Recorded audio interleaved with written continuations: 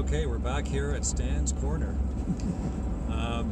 Normally we talk sports, and I'm sure we'll get into that pretty soon. I got a nickname for you, by the way, Stan. So, one of your least favorite hockey commentators would be Don Cherry. So, what's his nickname? His nickname is Sour Grapes. It's just grapes. No, I call sour grapes. Okay, well, wait. The opposite of grapes would be raisins. So maybe we'll call you raisins. Are they opposite? I guess. Well, before it becomes a grape, it becomes a grape. From a grape, it becomes a raisin. Yes. So the raisin. So you're saying this old grape has become a rotten raisin? Yes. No, maybe you're the better version of a grape. Crinkly old. Or for some people, maybe the opposite. Yeah. Anyway. Well, what's the name? There's a name for that. Counter the other personality. So, what have we got to talk about today? We're going to talk about Guerrero, because last night was the big call-up. Yes. And did you hear that Montoya was happy to find... Montoya, is it? No, Montoya. Montoya? He was happy to find out that they allowed his minor league coach to tell him about the news that he was called up. And that was a big deal, that it didn't come from upper management, because when Montoya was a coach in the minors, he said one of the best things he could do is call someone into his office and give him the news that he was going up to the show. So he was really impressed that they allowed his coach to give him the news on Wednesday.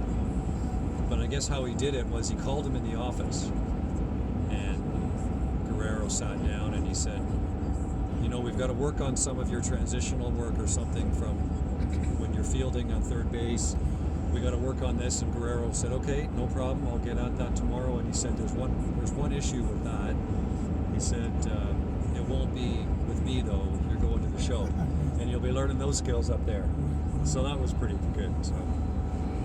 And that's a question mark of whether he's going to learn, where he's going to be fitting into third base as a player. But you saw him last night? Well, I did watch, yes, because of him. Well, I didn't watch the whole game. I watched the beginning when he first came up the first time. Yeah. And then I was watching other things and came back every so often to see if he was batting again. Yeah. So I caught him when he hit the ball almost out of the park. Oh, that was nice. It was only missed by about a few feet. Yeah. And then I saw him his last bat in the ninth inning when he came up. A little bit of small ball to show that he can hit for average too. Well, it's not like he's controlling the game like that. Well, he doesn't have that control. He would have liked to hit the long ball and won the game with the home run. No, come on, don't. No, he's a smart hitter. No, he can hit. But he knew they were pitching him outside, so he decided he wasn't going to go for the home run. He was going to go for the double or the single. Well, that's what the interpretation is. I didn't hear him say that. Okay? Yeah, well. So no, I heard other people commentators say that. But whether he did or not, he's obviously a top hitter, and he would adjust to the guy that's pitching to him. Yeah. And he got caught with an outside pitch earlier in the count that went for a strike, and that would make him any good hit. Not only him, what I'm saying is that other good hitters, that's exactly what they would do. They would know, now I've got to be careful. This guy, when he gets 2 strikes on me, and he did, is going to probably, it's going to be a question of whether he puts me on or not. He's going to try and come back on that strike. Or the catcher, it's not only the pitcher, it's the unit. The catcher's calling the pitches, perhaps, so they would know. We got him on this already in the count. We'll go to that again. Right. Okay. So he was anticipating that possibility, instead of just swinging away for his fences or something, with a pitch coming in more to him on the plate, and allowing himself to, knowing that a good hitter is going to not try to pull it, he's going to put it in the opposite field if he can.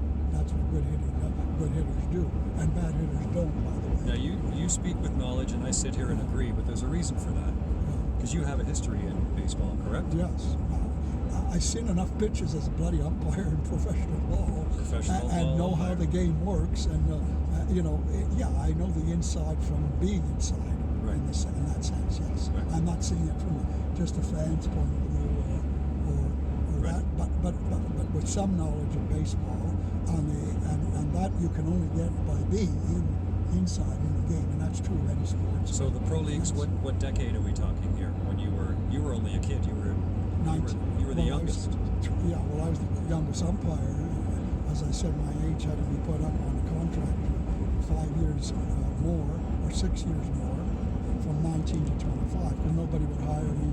Even at 25, that was very young for an umpire. It's not like a baseball player. So we're talking back in the early 1900s? No, long before that. And you did the northern, well, you did like New York, Chicago area? No, New York, Pennsylvania, Ontario. Right. Hamilton was in the league. Teams from Pennsylvania and Ontario. And some of these kids. It was called the Pony League, Pennsylvania, Ontario, New York. And some of these kids broke into the big leagues? Oh, yeah. And First some of of the all, managers came from the big leagues down yes, to you. 20-year careers, 25 years career, Right. and one or two of them in a Hall of Fame with their 20 years of playing shortstop, one manager in particular. And Eddie Lyon, who was 20 years with Chicago White Sox, was the manager of Hamilton and Cardinals, I recall. And he's still in the major leagues right now. He's president of one of the teams in the major leagues, and he was the batting coach of Montreal Expos, excuse me, Yeah. when Guerrero's father was playing for Expos. Vladdy. Eddie Lyon was the batting coach of the team. Okay. So you're not as old as we think you are. No, I'm just middle-ass old. Not quite. I'm not old in spirit anyway. But no, no. So that's back in the. We're talking when Guerrero played for the Expos. That's the 80s or 70s. Yeah. And Eddie Lyon, who had been a manager, I told you it was Hamilton team in St. Louis Cardinals chain. So he ended up with Montreal Expos as the batting coach. And then now I hear he's the president. I just heard his name mentioned the other night. He's the president of one of the major league teams, and I don't know which, I forget the team. So he's still in baseball. And he would be older than me. I was a young kid. He wasn't a young kid. He was already retired from his playing years in the major leagues. So getting back to Junior, so the book on him is he's a career minor league average 320 plus. I mean, he's a hitter. He's not just a home run hitter. No, he's a hitter. So the story goes, when he was 7 years old, he was swinging at everything because he was getting bigger and more muscular, and muscular at 7 years old. But he got plunked in the nose and realized then that he should be more selective, and he swung at it when he got hit in the nose. So they say that he's not going to be going for those outside pitches, and if the umpire's got a wide zone that night, he's going to have to accommodate that, but he's not going to be a wild swinger, which is really nice to see, because a lot of these home run guys, they just want to get up there and hack and whack and everything. That's why they may be top home run hitters, but they often are top strikeout hitters. Correct. As well. That's what I'm trying to get at. This guy should be more disciplined. No, this guy, from experiences, whatever happened, so he's a home run hitter, a big, heavy hitter, but he's also a hitter. Like, he's developed as a hitter who knows to be selective and knows more about hitting. And that's what, by the way, a hitting coach in major leagues is all about, or minor leagues for that matter, is in pro ball. A hitting coach's job is just that, dealing, and they're hired because there's so many hitters that don't have all that, don't approach hitting at the plate that way that you just described. Guerrero had to learn the hard way by getting hit in the head. Did they bring his coach up with him? I think in the dugout. I'm not sure if it was. There's a hitting coach in the dugout, and I don't think he was with the team at the start of the season.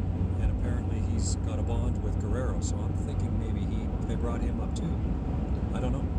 Could be, but it would be for Guerrero likely. And maybe Biggio, because he's coming soon, and and Tellez and first all of all, those guys. they now don't have veteran team. Right. They have all these AAA players and minor league players coming up. It makes sense for them to bring up the hitting coach that if they're satisfied with the work the hitting coach has been doing all along. Well, yes, he should definitely be a part of the major league team now, especially that kind of team with so many of these minor league players. Unlike most major league teams, they bring up a couple of minor league players, but they don't bring up a whole bunch at one time. Yeah. This is a wholesale change in the in the team, and that doesn't happen for most major league teams. No. In 3 years, they've done a great job. Well, it may be a great job, or it may be a terrible job. Well, it's a rebuild, and we're starting with a new generation of kids that needed room, and here we go. But it could end up where and they've got lots of money in their pockets now, the owners. Well, it won't be for long if they stay in the bottom of the league. And I think they'll finish 500. They'll probably have 80 wins or more. We'll see. And that's a good starting point. A lot of these teams that really... We'll see.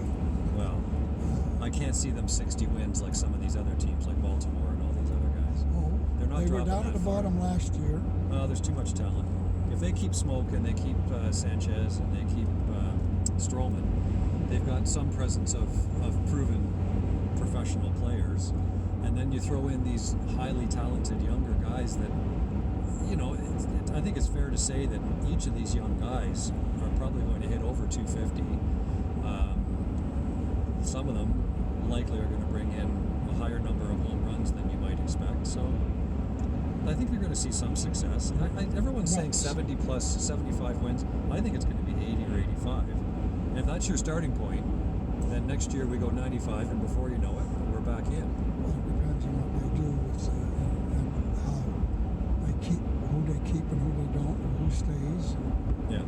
And what they draw on from after that, after this year, for building the team. If it's you don't turn a team from the bottom to the top in one season. Well, same as the Leafs, right? Well, any organization, it's almost it's a fluke if you do it, or you've just bought all the best players possible. Well, now you're talking about teams. Vegas, right? Vegas went from nothing to. Or you do what New York Yankees do. You have the money, and the money's no issue, and you put it out. Toronto's organization is not doing that. Well, that's what I'm trying to say. They've got money now because these young guys haven't signed the big contracts yet. The question is what they do with the money. Well, and why did they go in this direction? Give me something, Stan. Come on. I'm being devil's advocate. I know you are. Yeah. I'm used to that. Well, I'm putting you on the defensive. That doesn't mean you're wrong. You've got young talent. You've got time, because no one expects them to win anything. If you're going to go this direction, there's something Those called... are good things to have. There's something, I know the Soviet Union used to talk about their 5-year plans or whatever it was. There is, in sports, when organizations do a turnover, clean out or turnover or whatever, it is a 5-year plan or something like that. Not a 1-year plan. No. A 5-year I never plan said that. at best. No. So this means, but the fans are impatient. Fans are not going to pay hundreds of dollars to see you to try and develop a 5-year plan when it could fall on its face in 5 years anyway. And you want them to go and pay all this money for entertainment and that, and every night continue to go and have faith is the word, while they give you their hundreds of dollars to sit in the seats. And you're going to see whether they do that in Toronto. I never said any of that stuff. Now, You're on a whole different tangent. Guerrero may be the savior, but that's not so good if you're pinning it all on one player. No. But there's lots of good talent there. No, they already show that they weren't coming to the stadium. They've got lots of good guys now. No, I'm not talking about what they have or they don't have. Right. But you're now, if you're running the organization in a business, you're trying to get the fans not to go away, because you won't get them back necessarily, even if you have a good team. Right. So this year becomes the worst. This year, the success or lack of success that we have should be the low point. So I'm suggesting if we can play 500 ball and have 80 plus wins this year, the future looks very, very bright. Because if we have money, we can add talent if we see that we're progressing. Yes. So that's a big deal. Most people thought. But there's a big if in there. If I had told you in 2015, after we sold the farm and got all all those players brought in for the big run to the final. If I had told you then that by 2019 we were going to be shutting it, like getting rid of everybody and starting fresh. First of all, what do you mean by we? You don't have any say in this whatsoever. Because I'm a fan. Well, that's what I'm getting at. Fans don't have a say in this, okay? I think an 80 win starting point is incredible. I would have loved to have known this a few years ago, that we wouldn't have bottomed out at 60 wins and had no reason to even turn the games on. We've got reason to watch now, which is remarkable. Anyway, let's switch to hockey. Okay. No, but just before you do. Okay. Why do you have the reason? This is the possible danger of the whole thing, as far as I see, to counter what you're saying. What are they putting their eggs in one basket, and they're counting on Guerrero at the moment. Yeah. And it's going to work if he comes through like with all the hype and everything, that he comes through and hits like he does, and continues to hit like he does, and the fans get all excited and stay excited. Right. Yes, they'll get the asses in the seats, right, no matter, even if they're losing a lot of the games. Okay? Right. So he's their savior at the moment. Then it looks like they're counting on, but if he gets hurt, let's say next week, and can't play the rest of the season, yeah, what happens to the team then, or the fans and all like that then? Okay. And they start not winning, they're losing. Like Guerrero's not going to come in and be the hero who's going to make them win a lot. He's going to be exciting to watch if he stays healthy, and he's going to produce home runs, he's going to produce hits like he did last night. But don't expect it every night. He's going to go 0 for 4. The greatest hitters do. That's baseball. Yeah. But he doesn't have to produce every night. But he is the attraction. It's like, why did Philadelphia Phillies give $135 million or whatever it is to that guy who's the super home run hitter and obnoxious, I would say. Yeah. Because the same thing. He's the guy that's going to draw the asses in the seats for the Philadelphia franchise, right? Yeah. And on it goes. Whereas some teams like Boston Red Sox win the championship, but they're not selling it on one player. They've got a number of stars, and a solid number, and a solid pitching staff. So you're saying all these other young guys are worthless? No, I'm saying. Why aren't you giving them any credit? Why aren't you giving Rowdy Tellez any credit, or Biggio, who's coming up? Do you understand the players that we do have are offering more of a base than you would expect? We're not just banking on this one guy. But you're selling the product on the one. Of course, guy. Because this guy could be a superstar. He's the one guy that's going to be probably the best player. It's the same with the guy in Philadelphia and so forth. Okay? Yeah, that's no different. Yeah. And for that matter, the guy in California who sells California's franchise spins around on him for the most part, even though they had a couple other superstars. This is the superstar thing that we sell, and this is with the guy in Edmonton for hockey. He's the guys that they sell to put the asses in seats. All of a sudden they're worried now they're going to maybe still lose the asses in the seats. That's what it's about in terms of the operation, because they don't have much of a team without him, right? It's the one guy. Well, no, any franchise like that, yes, the guy is going to, superstar is going to bring in a lot of asses, but the danger is if now they're starting to cry. Edmonton loses everybody here. They're not in the bloody playoffs. Oh, he's not saving the franchise maybe in the long run. So what are you saying? And that could happen with Guerrero and Toronto Blue Jays. Okay. That's what I'm saying. Now that may not happen. Hopefully it doesn't. If you're like Toronto at all, and I do, that hopefully won't happen. But it could happen. And the fans eventually, and again, he can get injured and all kinds of things. But even if he doesn't, and he does hit his home runs and that won't, and they don't get into playoffs, not for 1 year, but for a number of years. Okay, we got to sign off. But what is your opinion of the lady behind home plate in Toronto? Do you like her or dislike her? Well, I don't know her at all, so I'm not going to... Come on, be honest. She could be a tremendous person. Well, look at this bullshit you're throwing out I said she could be, but let me finish. But the only thing that I don't like is, yes, she has super a lot of money to buy the best seat in the house and have it for all the years since. Now, apparently she was the one that came way back when, I don't know when, but a long time ago, and with the money and everything, and bought that seat or had that seat, whatever. I don't know the details at all. And she's had that seat, and she's treated as royalty, so nobody could have a seat in front of her. Yeah. And nobody will have a seat as long as she's dead. Once she dies, they'll put a seat in front. Stand, quote unquote. And all she does is read her bloody book. Well, isn't that what you always say? She reads a book, a magazine.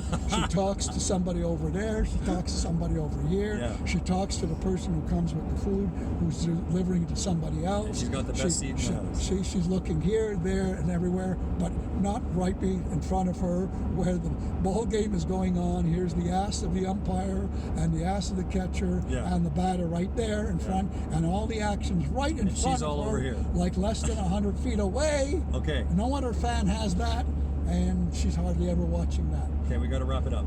How about a fist pump? All right. Signing off. So you got me going there on a couple of my